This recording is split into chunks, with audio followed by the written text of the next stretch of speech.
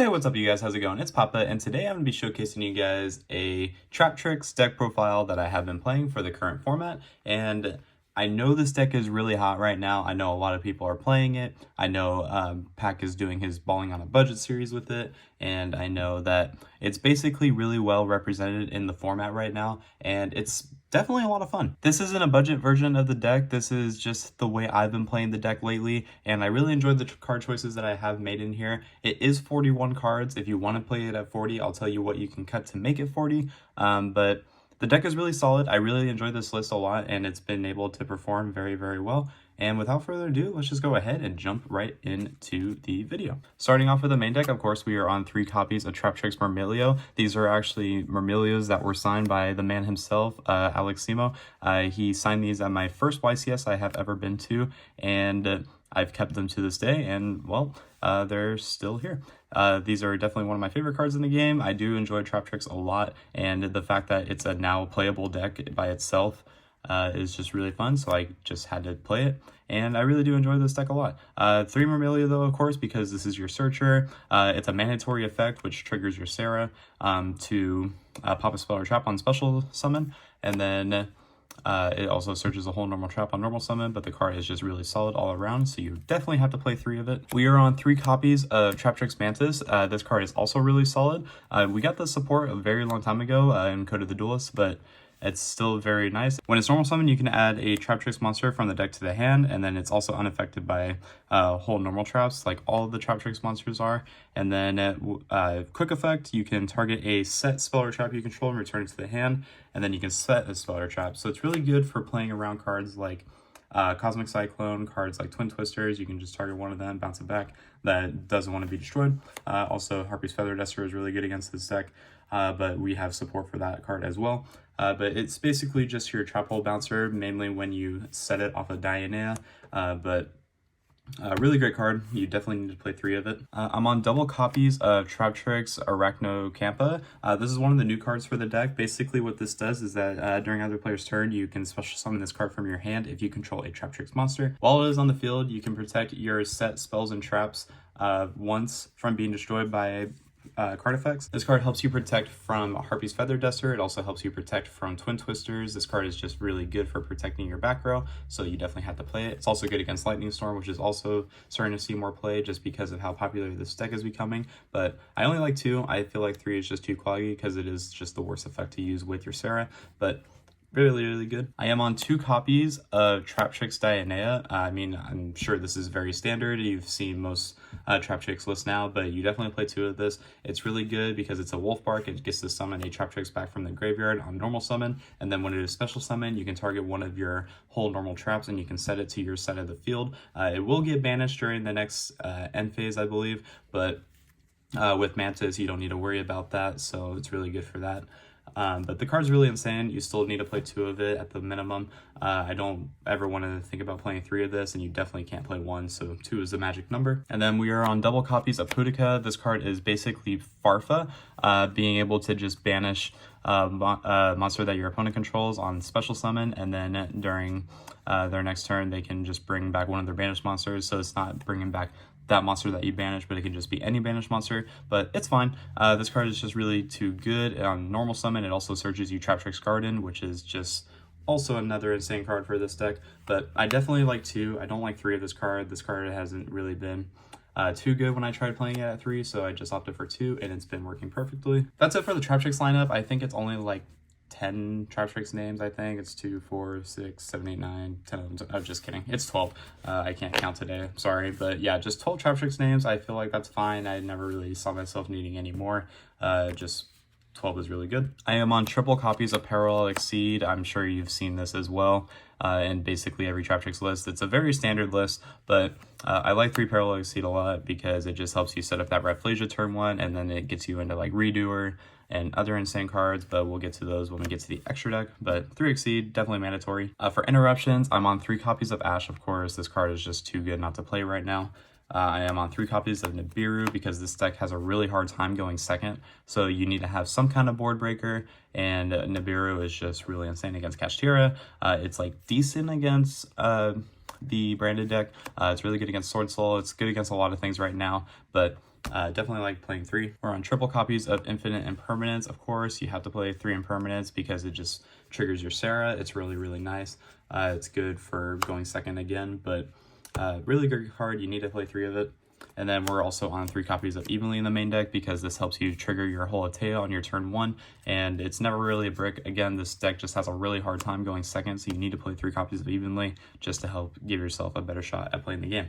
So just 12 interruptions. I didn't really see the need to play 15. I felt like 15 was just too much, but these cards are all really good. I feel like you should be playing at least all of these if you're going to be playing Traptrix, but it does have a lot of cheaper alternatives as well, but this is just what I'm playing for the deck. Moving on to the traps, we do play 3 copies of Holt of Taya. This card is absolutely insane. You can search this off Marmilio, you can set this off of Sarah.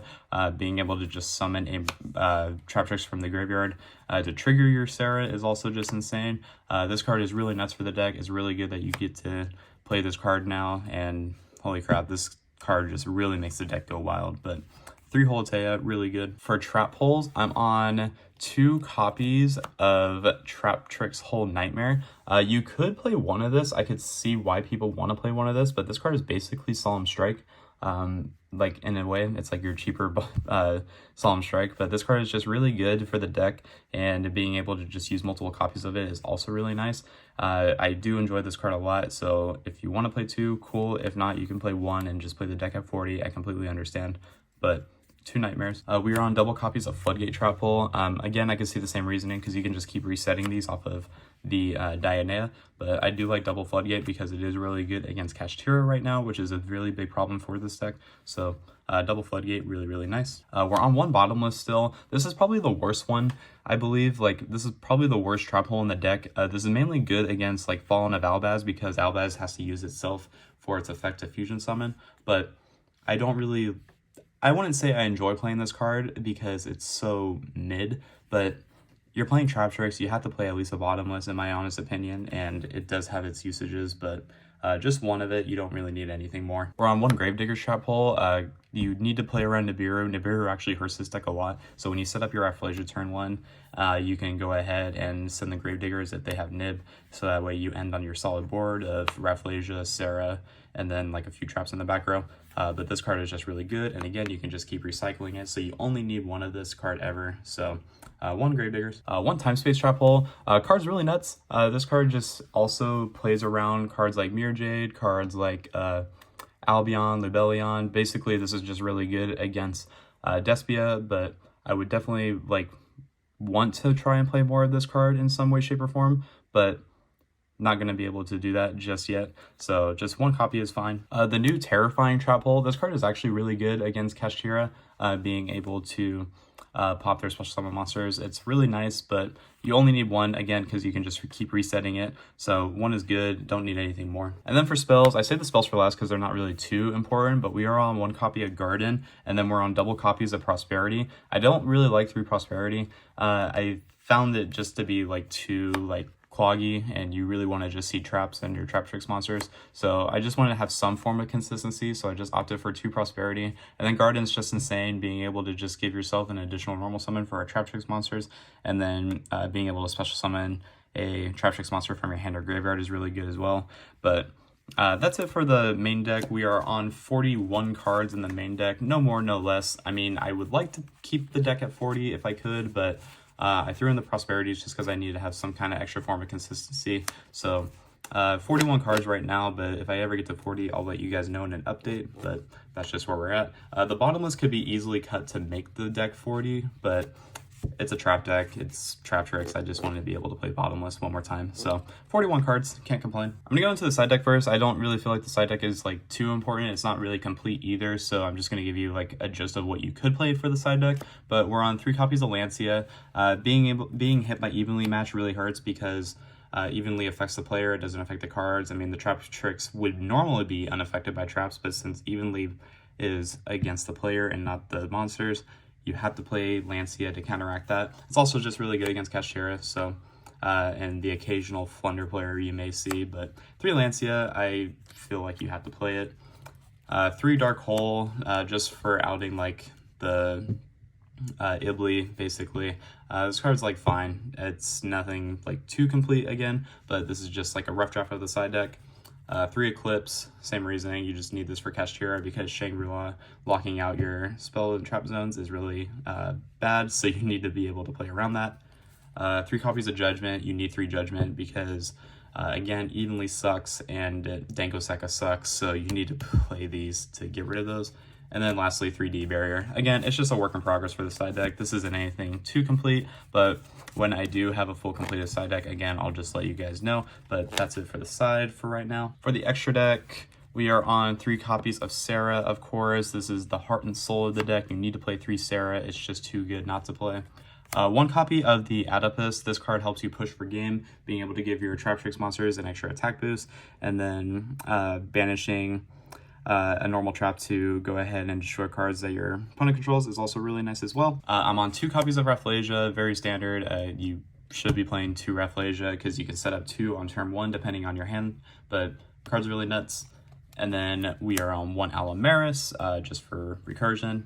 1 of the Pingulika. This card is also really good because it's a Stratos.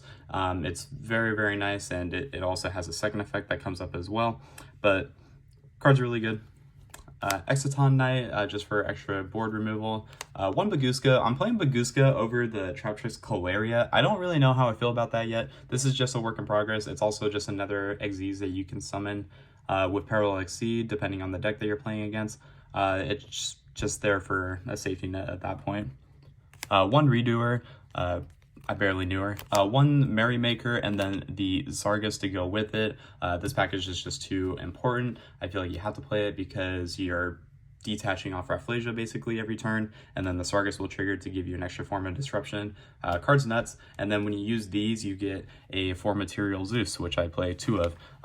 That's really going to do it for the deck profile, guys. I'm going to show you guys just a quick combo of what you can do for Traptrix and basically how the deck plays if you haven't figure it out already, but we'll go ahead and get into the combo right now.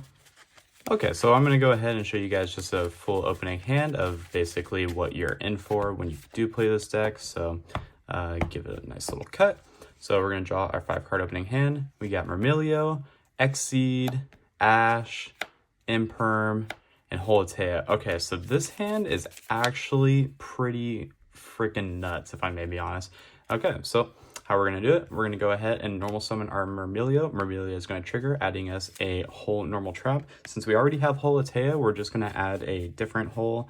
At this point, we're going to go for Traptrix Shrapnel Nightmare. Just really good. This is as if you're not going up against Kashtira, of course. If you are, I would say go ahead and grab Floodgate, but this is just going to show for the demonstration of what you could do. So you're going to link off into your copy of Traptrix Sarah. And then after that, you're going to trigger the Parallel Exceed in hand to summon to a zone that your Link monster points to. And then on summon, it's going to summon another Parallel Exceed from the deck. And you're basically just going to summon it out like so. And then from there, you're going to use the Exceed and the other Exceed for your Xyz summon of Traptrix Rafflesia. So that way it goes 1, 2, 3, 4, and then Rafflesia would be your 5th summon to go ahead and play around Nibiru. So you have that live now, and then you still have so much more gas in the engine. What you're going to do next is you're going to set your copy of Holotea, and then you're going to activate it because you have a whole trap card to discard. So we'll go ahead and discard the Nightmare, summon out the Holotea. Your Sarah is going to trigger to summon a Traptrix monster from the deck. And so what you're going to do is you're going to go ahead and summon out your Traptrix Dionea from the deck, and you're going to go Chainlink 1 Dionea, targeting your Nightmare to set to the field. And then since a Traptrix monster activated its effect, you're going to go ahead and activate Sarah's effect to set a normal trap card from the deck. So it doesn't really matter here because you're still going to get to your Floodgate, so you'll just set it to your zone. And then the Dionea had already set the Nightmare, so this is basically your board. And then you're going to go ahead and overlay these two. And then what you can do is that you can either go for, say, another copy of Rafflesia, or you can go ahead and summon out a Time Thief Redoer.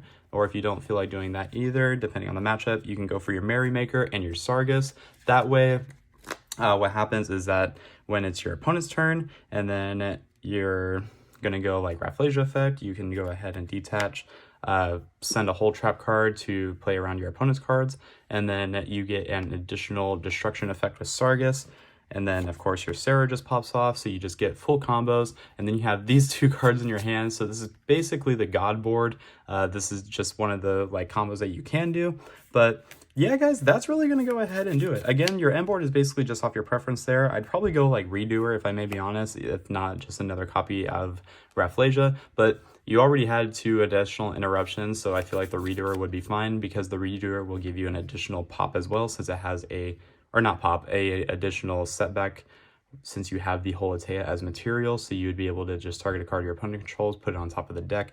But that's going to go ahead and do it for the deck profile and combo, I suppose. That was really just the most god hand that you could probably open. But yeah, guys, I hope you enjoyed this video. Please like, comment, subscribe for more. And until next time, guys, this has been Papa, and I'll catch you all in my next video. Take care, everyone.